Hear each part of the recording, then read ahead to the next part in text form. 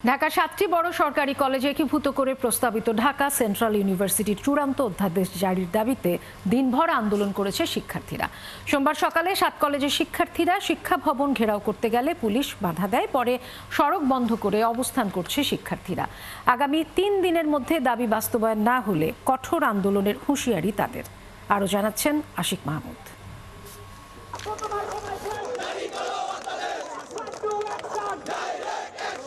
পূর্ব ঘোষণা অনুযায়ী শিক্ষা ভবন ঘেরাও করতে বেলা 11:30টার দিকে ৭ কলেজের শিক্ষার্থীরা খণ্ড খণ্ড মিছিল নিয়ে শিক্ষা ভবন মোড়ে জড়ো হয়। এ সময় পুলিশ ব্যারিকেড দিয়ে তাদের আটকে দেয়। পরে সড়কের দুই পাশে অবস্থান নেয় শিক্ষার্থীরা। চলে আন্দোলন।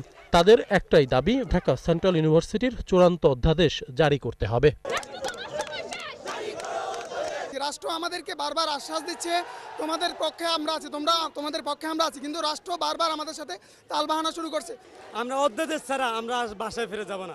আজকে যতক্ষণ না পর্যন্ত আমাদের অধ্যাদেশ দিবে ততক্ষণ পর্যন্ত আমরা এখানে অবস্থান করছি।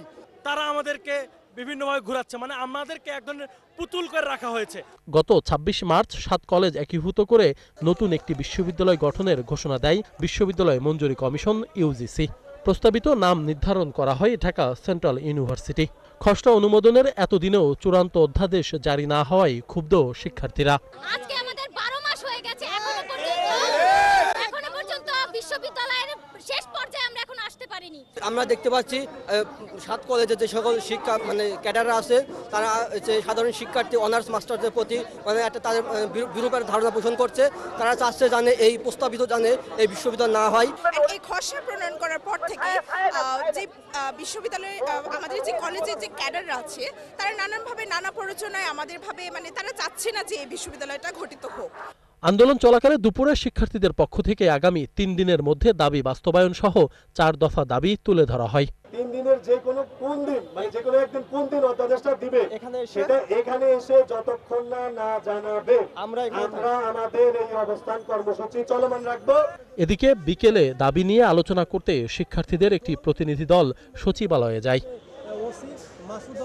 পুলিশের পক্ষ থেকে বলা হয় শান্তিপূর্ণ কর্মসূচিতে সহায়তা করবেন তারা।